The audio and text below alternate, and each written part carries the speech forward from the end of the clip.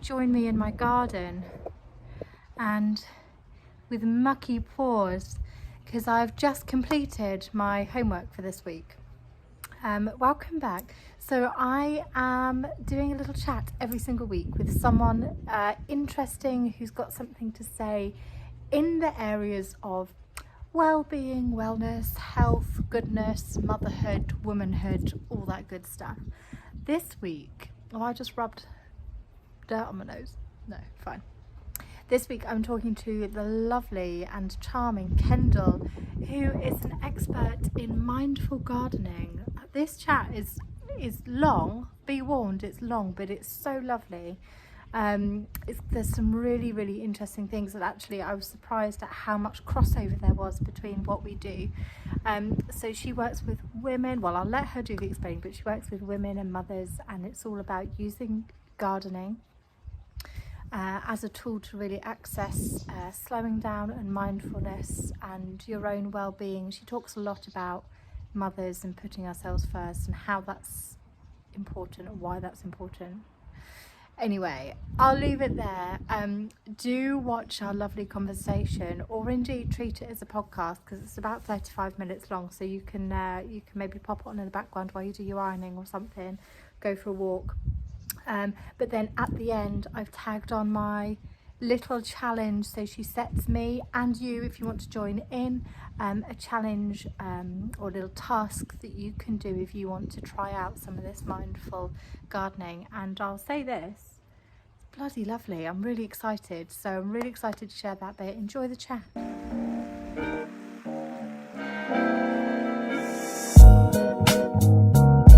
Fine, how you doing? Yeah, good. Yeah, not too bad. Just having a cup of tea. Oh, lovely. Yeah, I've already had about 2 or 3 this morning.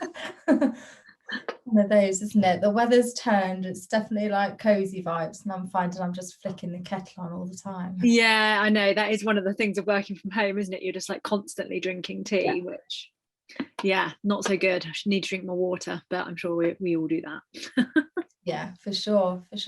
Thanks so much for taking the time to have a little chat with me, Kendall. I really That's all right. appreciate it. And I'm so excited to talk to you because I'm really fascinated by what you do. It's a bit different, isn't it? Well, it's a bit different to anything that I've come across anyway. Yeah, I was having a little look on your website and I was like, oh, I love it. It sounds so good.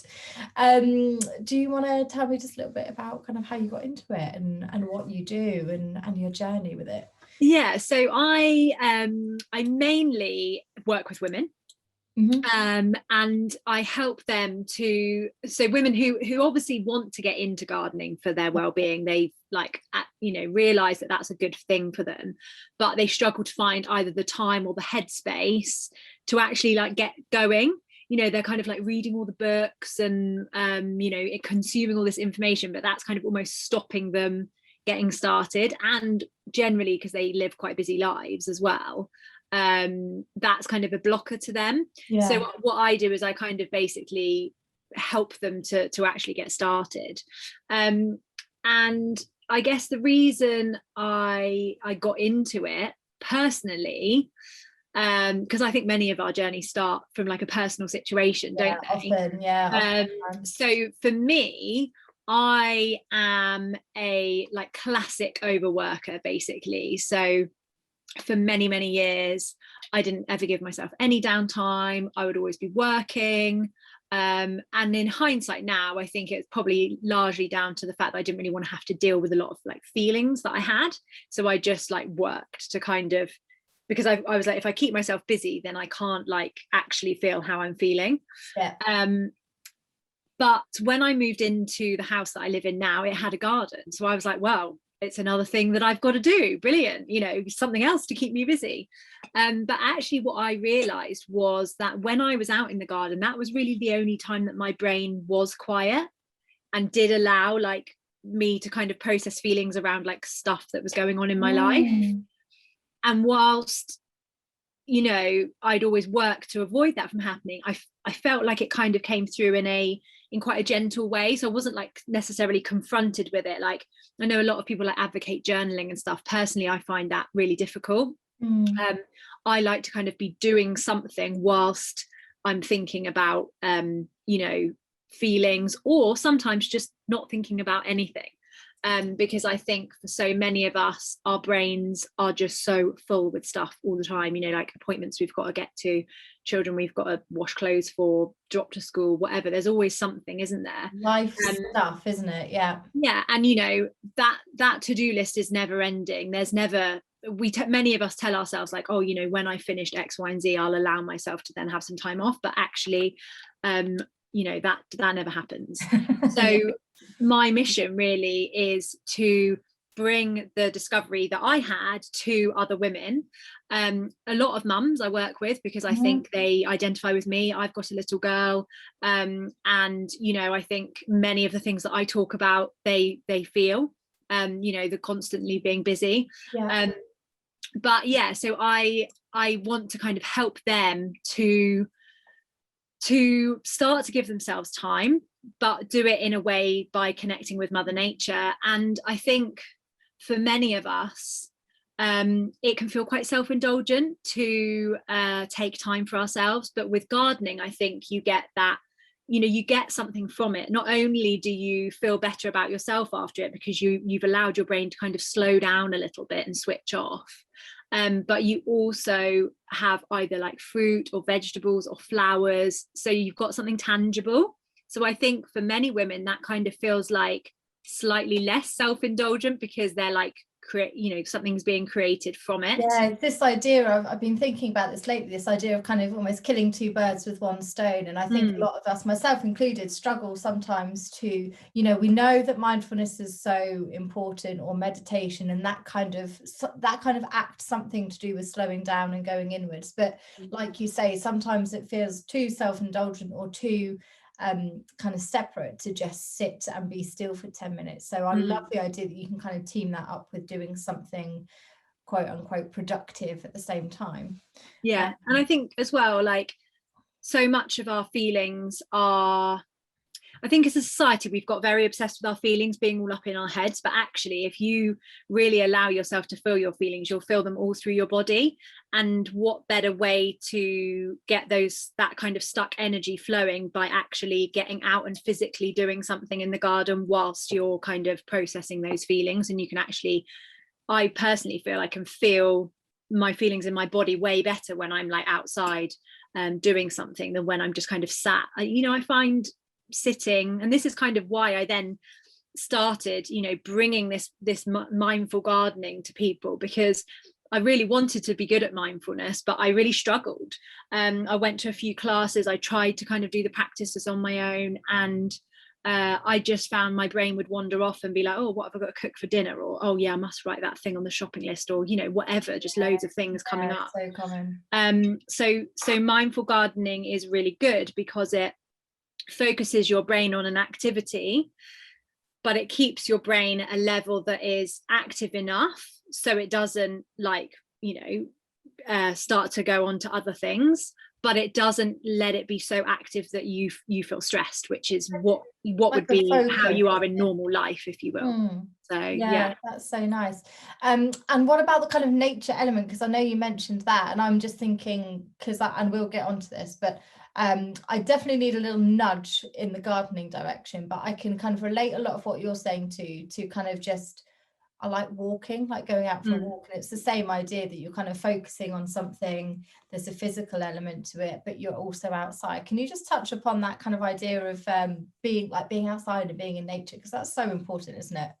Yeah, I think, and a lot of what I teach, especially when I start working with new clients, I don't like get them doing really complicated stuff straight away. A lot of it is getting used to not having your phone attached to you 24/7. Also just noticing, which you can do on a walk. You don't have to be in the garden, but just noticing things around you. And actually, I know you've got a little one. Kids are brilliant at this. So if you go for a walk, like every day I walk with my daughter to school, and at the minute there's loads of conkers, and oh my good God, it takes like 3 times as long because like every conker needs to be collected. In fact, this morning there was a meltdown because like the conker had got lost on the way to school. So, you know, like they're naturally really good at it, but I think as adults we lose it because life gets in the way. We've got responsibilities, things to consider.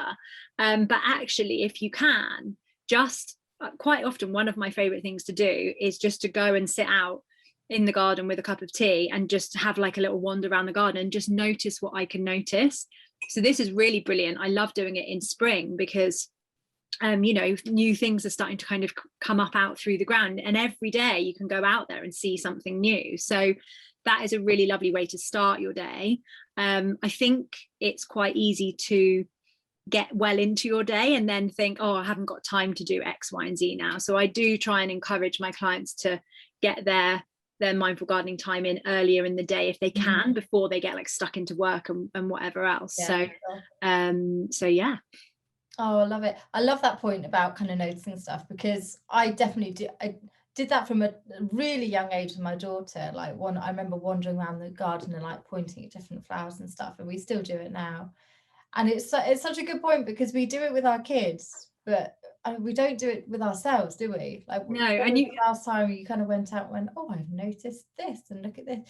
And it's quite interesting to kind of maybe apply that to ourselves as well, not just. Yeah, I mean, you wouldn't believe the number of people that come to me and say, oh, like, will you do a class for the children? And I'm like, well, yeah, I could do that, but actually I give more of a shit about mothers, because our children learn by observing us, basically. So if we go through life working ourselves into the ground, being fucking miserable because we're working ourselves into the ground, having no time for joy, no time for doing things that we love, that is what our children see. And then guess what? They're going to do exactly the same thing. So for me, I want myself and other women, other mothers, to break that cycle. So I want our children to see us putting ourselves first, to see us taking that time and you know, really making ourselves a priority, because isn't that what we would want for our children? So why can't we do it for ourselves, you know? And I know it's so difficult, like when life gets busy, it really is so easy to just put ourselves at the bottom of the pile, which is why many of my activities are like 5 minutes long, because I'm like, you can 5 minutes, just scroll less time on Instagram, or I don't know, get up 5 minutes earlier. Do you know what I mean? Although let's face it, we're all probably up at the crack of dawn anyway. But you know, 5 minutes is achievable. But you know, when someone's like, oh, meditate for 30 minutes, I'm like, no effing way is that going to happen. So you know, I think it's really important to model to our children how we would want them to take care of themselves. You know, when I look at me, I look at my mum and my parents, and they just worked like dogs. Like, they ran their own business, so they were working all the time. My mum took very, very small amounts of time for herself. And then of course, what happened, I grew up thinking that was the norm and did exactly the same, and then burnt out, you know. Yeah, so exactly. And it's like it happened so kind of subliminally, and then you, like you say, you have these moments, you look back and you go, oh wait, obvious, like it seems so obvious, but it happens kind of so insidiously. And yeah, you're right, kids learn through osmosis, and that's like, I'm so glad that you've just said everything that you've said, because it's like, yeah, same, like that's what I'm trying to do. And I'm trying to kind of bridge this gap between kind of the health and well-being stuff, which is amazing and valuable, and there is tons of stuff about health and well-being out there. But for mums, like you say, often you look at it and go, well, I'd love to go to a yoga retreat, or I'd love to go to the gym at 6 o'clock on my way to work every morning, but I'm a mum and I can't do that. So there's kind of a bit of a disconnect. And kind of similarly the other way around as well. There's loads of mum stuff out there. There's loads of parenting and mummy stuff out there, but it's quite often very child focused and very kind of mumsy, to kind of quote a slightly strange term. And it's like, well, yes, there's loads of information about parenting, how to get your kid through chickenpox, you know, all that kind of stuff, but there's less of a stuff that brings the focus back onto the mum. And like you say, the kids will pick that up through osmosis. And so often I'm surprised with my daughter, she'll kind of, I don't realize she's picking things up, and then she'll say, "Oh mummy, shall we calm down and do some breathing?" And I'm like, "Oh girl." Yeah. Or my little girl sometimes says to me, "I just need to sit down and have a rest," and I'm like, yes, you bloody do that, you know, like I would never have done that as a child. I would have always been like, on to the next thing. So so I think you're right, and it's nice to see that these things are having an effect as well on them. So yeah, absolutely, yeah, so important. Very, very good. Okay, I love that. Okay, talk to me a little bit about gardening then, because I feel like I'm getting more and more into gardening. I've got a lovely garden here, but it's in a bit of a state. I have done a veg patch the last 2 summers, which has been amazing. I've never kind of considered that connection between gardening and a kind of mindfulness or kind of well-being practice for myself. I guess I've always seen it as a nice thing to do, or in some cases like mowing the lawn, like an extra chore to do. But I'd love to know a little bit more about maybe ways into gardening, and like people that work with you, do they come with you because they want to get into gardening as a whole, or is it they're coming from a very kind of almost therapeutic well-being, gardening is the tool to manage that angle? I mean, I think obviously they've got an interest in gardening, but then, I mean, you wouldn't work with me if you didn't want to take advantage of the well-being angle. So I trained in social and therapeutic horticulture. Because although I was doing everything that I'm still doing, I wanted to like make sure that I was doing it right. You know, that sounds a bit strange, but like sometimes you just need that little bit of like, I think this is, well, I know it's really working for me and I know it's working for my clients, but let me just check it. Well, like that verification kind of thing. Yeah, exactly. So I think everyone that works with me, you know, obviously has an interest in gardening and wants to garden, doesn't necessarily want to like enter the National Garden Scheme, like have the Garden of the Year shenanigans, doesn't necessarily want to like make an Instagram account that's all about gardening. But, you know, they have a garden, they want it to look nice, they're feeling a bit overwhelmed and feeling like it's a chore. And let's face it, if they're going to need to do it in some way, do something to the garden, why not do it in a way that actually benefits them? And, you know, whenever I start working with a new client, I always sort of take them through this dream garden visualization, because I think it's really important to understand what they want to use the garden for, but also to really get to the bottom of like realistically how much time do they want to spend and give.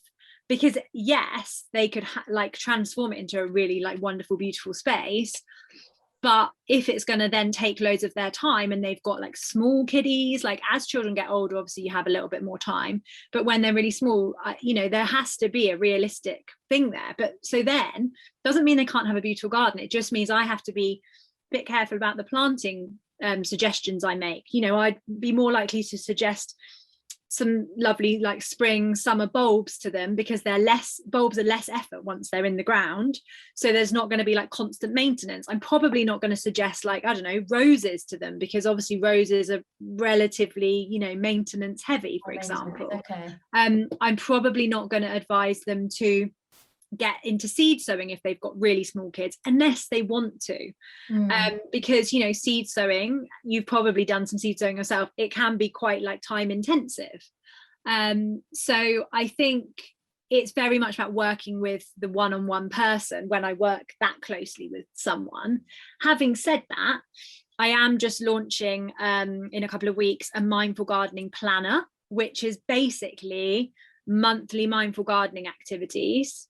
So they're either 5-minute, 20-minute or 60-minute long. So you basically choose, you know, you decide how much time you've got, you pick one, and it's for that month. So you would flick to, you know, October and be like, oh, I've got 5 minutes today, this is the one I'm going to do. And it also tells you like you kind of build up your own program a little bit. Oh, exactly, and obviously like some of the activities in there, like there are going to be seed sowing in some of the months. So if you didn't want to sow seeds, you wouldn't do that activity, but you might choose an activity that is more relevant to your garden, for example. But the idea of that is it's actually got daily pages, and the idea is that it really kind of leads you through the the process that I use with my one-to-one clients in terms of helping them to develop a mindful gardening practice, but it's kind of self-directed, if that makes sense. So you get all the tools, you just need to action them yourself. But like I said, it's daily pages. So, you know, it will lead you through exactly what you need to do each day. And because obviously I was making it for busy women, it's got like a whole time blocking section in there. So, you know, if you've got school run, you can write that in. If you've got work meetings, you can put those in. And then that kind of gives you a nice overview of your day. So you can see, oh, right, I can take my 5 minutes or 20 minutes this morning, or I could do it at lunchtime or in the summer after kids in bed, however your day works. Sounds perfect. And I love that you've kind of literally created for busy women in mind as well. Like, it could not be more perfect. And also there's something about having it physically, isn't there? Like in a planner, or like something that's like on your kitchen counter or on your desk, you're like, oh, that's a physical thing that I can do. Yeah, I think as well, like it's well known that habits are more likely to stick if you've written it down in a plan. So you know, I try and do my plan for what I'm going to do in the garden that week on a Sunday. I look at the weather, have to, and then I will, when I've got, it's a bit selfish that I've created this plan because I'm like, I just really want to use it as well. But yeah, the minute I just do it in my diary. But you know, I'll be able to go on a Sunday, Sunday night, like of an evening, just like I don't know, find 20 minutes or whatever, instead of just scrolling on Instagram or watching the TV, and just choose my activities that I'm going to do that week. Know that they're going to benefit the garden, know that they're going to benefit me, write them in each day. And then I haven't even got to think about it because I can plan out what I've got on for the week anyway, and like day-to-day stuff. I can plan when I'm going to do my gardening. And obviously if things change, you can just change it about, but it's more likely to happen if I've planned to do it. Yeah, and it takes like a layer of stress off because you're not constantly thinking, oh, I need to do that at some point. You need to get out in the garden at some point. You're like, I know that for 10 minutes that when on Wednesday at lunchtime I'm gonna do it. So it kind of takes that worry off. Yeah, and I think you eat the frog, you know, because, and do you know what's so funny is like even me sometimes now, especially if the weather's not great, I'm like, oh, do I really want to go out in the garden? And then every time I go out, I'm like, oh, I feel so much better. Why was I putting this off, you know? That's applicable to so many activities, isn't it, that are good for us, like going out for a walk, exercising, tidying your room, whatever it is. You think, oh, I don't know whether I can be bothered. You do it and you're like, yes. Yeah. It's so good.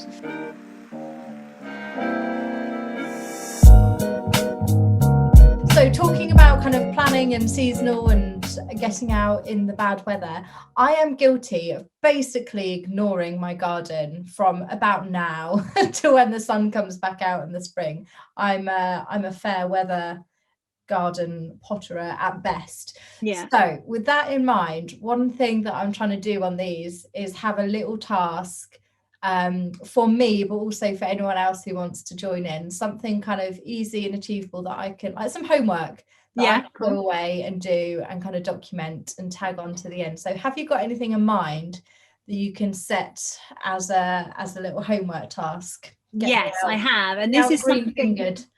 Yeah, so this is something that is going to give your garden a bit of colour over the winter, which I think, you know, is not going to be a bad thing. It will give you a few little tasks that if you want to go and do through the winter you can, but nothing too onerous at all. So basically I've called it create a pot of joy to brighten the winter months. So the sound of that. Yeah, so I always do this because for myself, because I think it really helps to lift my mood, because I really struggle in the winter as well. Like, I think it's better now I'm working from home because I can at least get outside in the day. When I was in an office, it was like leave home in the dark, get home in the dark. I always try to get out for a walk at lunchtime, but just to get that vitamin D in. But yeah, so I really need something to lift my spirits and remind me that, you know, spring is coming again. Because I think it can be so easy, especially in like January, February, when it's like, you're like, is winter ever going to end? Christmas is done. Yeah, exactly. And then it feels really flat, doesn't it? And January is like not so bad, but then February's there. And sometimes the weather's bloody awful in February. Oh, come on. So these will hopefully kind of see you through that really difficult time. So the idea of it is to get you really fully immersed in the activity, and I can send this to you in like a email afterwards, because yeah. there's a few little things, so don't write notes or anything. But the idea is to get you really immersed in the activity and to get you into like the flow state. So I don't know if you've heard about the flow state. You get into it in yoga and probably meditation as well. And that will really help you by getting into the flow state to kind of find that sense of clarity. Like, I don't know about you, but if I ever am getting stuck creatively or stuck with anything, you know, any problem, I will always get out in the garden, because it really helps me to have that sense of clarity. It will help like any stresses and worries to kind of fade into the background. It will make you feel good in the moment, but it will also leave you with that kind of lasting sense of happiness, which I think over the winter is going to be really, really helpful. Yeah, so it's not just like a quick fix, quick hit. Exactly. Yeah. So you're going to need a few things. So I always do, outside the front of my house, I always do 2 pots. I always do 2 like matching pots, because I think it looks nice like either side. But you know, use as many or as little as you want. You could do loads, you could just do 1. So you're going to need a pot. You're going to need something called Crocs, which not the shoes. They're basically just bits of like broken pot. So like, think of old terracotta pots that have broken up. Or I sometimes use like old roof tiles, or you can just use like big stones. You could collect. I was just going to ask, because I've got like a stone pile. Yeah, fine. In the garden, so I'll chuck a few of those in. Okay. Yeah, fine. Exactly. So that will work really well. Then you're going to need some bulbs. So for mine, I tend to use tulip bulbs. I tend to do a little variety. So you might have heard people talk about a bulb lasagna. So think about like a lasagna you would make, where you put like the pasta, the meat, the sauce, blah blah blah blah blah. So you're basically going to do that. So you're going to put like tulip bulbs on the bottom, because they're the big bulbs. Yeah, pasta. Then the next layer, you might choose another type of tulip, but smaller tulip bulbs, or some that flower a bit earlier. And then on the top, I like to put what are called muscari. So they're little grape hyacinths. So they almost look like a little upside down bunch of grapes on the top. They're kind of purpley color. They're really beautiful, really delicate. And then you're also going to need some brightly colored flowers for the top layer as well, and they're going to be like your stalwart through the winter, basically, those ones. And the bulbs are going to be your little surprises in spring. So the idea with the layering that they bloom at different times. Exactly. Yeah. So you'll have your flowers on the top for most of winter, and then in the spring, or like January, February, when things are like starting to feel a bit bleh, you'll start to see the little green shoots of the bulbs coming up, which for me is like, oh, spring's nearly here, you know. It's kind of like pulling me through. And this is a really nice way from like, once you start to see them poking up, you can then check them every day, like as you're going in or out of the house, just 5 minutes, like have a little check, see what else is emerging. And then as the season progresses, like is there any of the bulbs like colouring? Can you see any of the flowers coming up? So, you know, that's going to really kind of keep you excited for what they're going to look like. You're going to need some compost, obviously, to go in your pot. And then I like to always top my pots off with like a small gravel. But again, you can put some of your, if you've got like some of your flat stones, you could put those on. That there's a couple of reasons for that. It will stop the weed seeds getting in, because let's face it, we don't really want to be weeding, do we? If we can save ourselves. Honestly, bane of my life. How quickly do weeds go? Ridiculous. Okay, good. So by putting the stones on the top, you're just preventing the annual weed seeds from being able to get in. Perfect. So it just saves you from weeding, and probably not going to be that relevant in the winter, because it's probably going to rain quite a bit over winter. But the gravel or the stones on top will also stop the water evaporating, so you won't need to water quite so frequently. But like I said, in the winter, you're probably not going to be watering anyway. So before you start, you've got all your stuff. I want you to think about how you're feeling. So like, I always get my clients, before they do anything, and this is going to be in the planner as well, is, you know, think about how you feel. You can do it on like a scale of 1 to 10, whereas 10's great, 1 pretty shit. And then I also sometimes like to write how I'm feeling in my body. So like, if I wasn't feeling great, I might put like low energy, bit flat, something like that. And I would just write that. You can write that in a journal, or obviously, you know, in the planner if you choose to get the planner. And then you're going to take your pot, and you've got your crocks, so your big stones or your bits of roof tile, and I just want you to drop those into the pot. And as you do that, I really want you to listen. Like, you can close your eyes if you want to while you do it, and just listen to the sound of the crocks like hitting the pot. So we're really trying to engage all of our senses here. And then I want you to use bare hands if you can. If you really don't want to, then don't.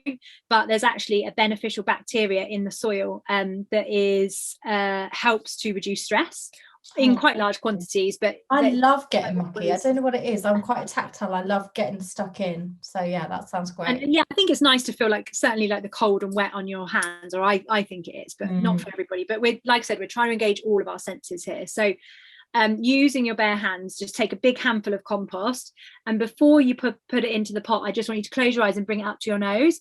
Take a big deep breath, obviously not too close, you don't want to inhale a load of compost. But just try and let your mind wander to like a memory. So for me, whenever I do this, because obviously compost is quite organic-y, I am always transported to like a woodland that I used to walk with my family when I was younger. So like on a Sunday, my parents would work all week. My dad would work on a Saturday as well. But Sunday was like our family day. So on a Sunday, we'd always like have a roast dinner and then go for like a big walk in this forest, like a big pine forest, that, you know, that smell when you go in there. I can smell it. I can imagine the smell right now as you're saying that. So, you know, when you do that, really let your mind wander and kind of, it might be a similar place for you, it might be a completely different place, and just really, you know, think about where that could be. And then once you've got the compost in your hand, you can just kind of almost let it drop through your fingers. And as you're doing so, like, move your fingers as if you were almost sprinkling it, and really notice the feeling of what's in the soil, because sometimes the soil that the compost I'm using at the minute has got quite a few little bits of stone in there, little gravelly bits, and sometimes there's bits of wood as well. And just kind of really notice the sensation as it's kind of going through your fingers. And then the next thing then is you're going to do your bulbs. So like I said, the biggest ones at the bottom, middle size, and then the tiny ones at the top. But if you've ever planted any bulbs, I don't know if you have before. Yeah, it's been a while, but I have done. Yeah. So I want you to like really look at their skin and feel their skin and think about what it reminds you of. So you know, is there something that you think, oh yeah, when I feel that, it feels like X, Y, and Z. And then you can close your eyes as well, and as you do that, just listen to the sort of sounds that you can hear, and that might help you. So for me, when I do it, it really reminds me of like crunchy autumn leaves, you know, that kind of coppery color, and then like the dry rustling of my favorite thing in the world. I love autumn leaves. So then you're going to put more compost in, like on top of your layers. So you do your big bulbs, then more compost, then your middle bulbs, then more compost, then your top bulbs, just below the surface. And then into the top, you're going to plant your brightly coloured flowers. So I always go for things like violas and pansies. Last year I got these beautiful ones that were like almost like raspberry ripple. I love pansies. I went to a garden centre recently with my mum and my nan, and they had the most diverse range of colours and patterns, and they're like speckledy ones, like so lovely. And so I think as well at the minute there's not that much else, so certainly from like an annual point of view, there's not that much else out there to buy, so their selections are always really good at this time of year. But yeah, you know, just choose colours that you're drawn to when you go to the garden centre. For me personally, I love like pinks and purples, so you can add those in at the top, and then you're going to add your gravel or your stones, whatever you're using. And the same thing, like if you're using, so I use like it's like a pea shingle, so it's quite angular and sharp. So I just kind of always put it in my hands and almost like put my hands on top of each other and rub it and just kind of feel the sensations on my hands. And the reason you're kind of doing that is because it is easy, isn't it, as we know, for our mind to kind of wander on to other things. So by constantly feeling those sensations in your body and bringing yourself back into what can I smell, what can I hear, what can I feel, probably wouldn't want to taste any of this. Although having said that, the violet flowers and pansy flowers tend to be edible, so if you really wanted to. And yes, you're always kind of trying to draw yourself back. So that's your pot basically. Probably could do with a nice water, because all of the compost will obviously be quite dry where you just put it in. So even as you're watering, I always like to use like a rose on the top of my watering can, which is the little thing like a shower head that makes it out into lots of little ones, because I think the sound of that is way nicer than just like a normal pour. Yeah, I normally just like and even that, you know, that sound contacting with the leaves and the compost and the stones is a really nice sound. The sound of water is so you know, peaceful anyway. And then over winter, obviously keep checking over winter like how your flowers are getting on, and you're going to do something called deadheading. Now, you won't need to do this like every day at all, because you do want the flowers to actually produce, but what will happen is the flowers will flower for a bit, and then the flower will start to set seed, and what that means is it will lose its petals, and you'll see this almost tiny little green, it looks a bit like a green pea but more oval shaped, and that will form where the flower petals have fallen off. Okay. And that's a seed pod basically. Now, you could leave that on to go to seed, but if you do that, the plant will stop flowering, and you won't have your flowers to last you through the winter. So by snipping those seed pods off, and any kind of flowers that have gone a bit ratty, that will make the plant produce more flowers basically, and that is what will extend the flowering over the winter time. So yeah, and then like I said, in January, February time, you'll start to see all the little shoots of the other things. Yeah, that's so exciting, isn't it? I love that it has that longevity over the whole season, and the idea that you're bringing in these mindfulness tools and kind of really rooting, pun intended, yourself into the moment. Like it's so wonderful. I'm so excited to give this a go. Oh, cool. Yeah, that sounds brilliant. Fab. Yeah, well, I'm excited to see what you choose. Yeah. I'm going to treat myself to a little afternoon at the garden centre in the next couple of days. That'd be amazing. Kendall, where can people find you if they want to find out a little bit more about mindfulness gardening practices and how to work with you, or find out more? So I mainly hang out on Instagram. That's my main place. So my handle is Kendall Marie Platt on there, or you can search in the top for Mindful Gardening Coach and I should pop up as well. But yeah, if you can't remember my name, although Kendall's quite weird, so most people do. 2 L's though, not like the mint cake. But yeah, and I share lots of tips on there. I share about ways you can work with me. At the minute, I've got a little vote going, because for my planner, my designer did me 8 covers and I can only do 4. So I'm like saying to people, please help me choose, because they're all amazing and it's so difficult to try and choose which ones. And then the final 4, I'm probably going to choose them relatively soon, and then the planners will go on pre-order from the 18th of October. So yeah. Okay, great. Oh, amazing. I just think it's so fascinating. I think what you're doing is so brilliant, and the whole wider picture about helping women and frazzled women and coping with the stresses of life is just so important. So thank you very, very much for taking the time. Thank you for having me. It's super lovely, and I feel quite inspired. I want to go. I've got stuff to do today, so I can't, but I really want to just like whiz down to the garden centre. Well, just book it in for later in the week. Yeah. Diary, and then it will happen. Yes, I'll do that, and I'll film how I get on so you can see. So you can fab. and see what I've been up to. Cool. Thank you so much. Enjoy the rest of your day. Thank you. Bye. Take care. See you soon. Bye.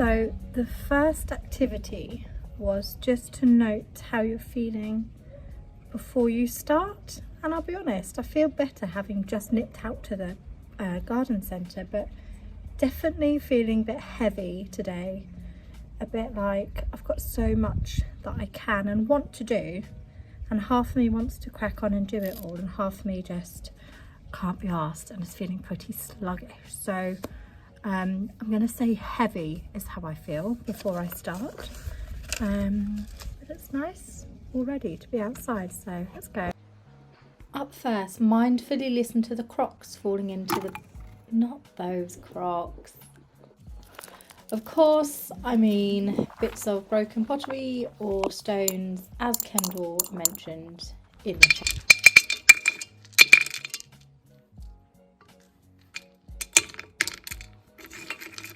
I'm really enjoying this, and this is bulb fibre peat free, especially for bulbs. It doesn't smell, I mean, if you really get your nose into it, because it smells very earthy, which is a good word, isn't it? I love the word earthy. It's very soft, feels very light and soft. I said in the video before, but I do love getting mucky, getting stuck in.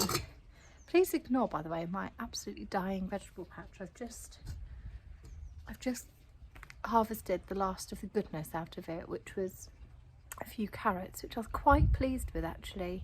But yes, my next task will be to just dig that lot up, ready for next season. I think it's done. I think the tomatoes are cooked. Back to the task. Although I was filming, I was really conscious that I wanted to actually take it all in and use all of my senses as Kendall suggested. Feeling it, smelling it, listening to it, all that kind of stuff. Here's me listening to a bulb. I know, babes, we're there. But it had a really dry kind of, oh gosh, very dry kind of rough texture that kind of sounded really nice when I rubbed it. I know, what do I sound like? Here is me planting said bulbs. I'll be honest, I had to Google which way up do you plant a bulb, because that's the kind of level of gardening that I'm at. But once I'd Googled that, pointy side up, in case you're wondering, is my very grown-up sophisticated watering can. Jokes. But it's all I had, so I used it. Listen to this, it just sounded like someone having a wee.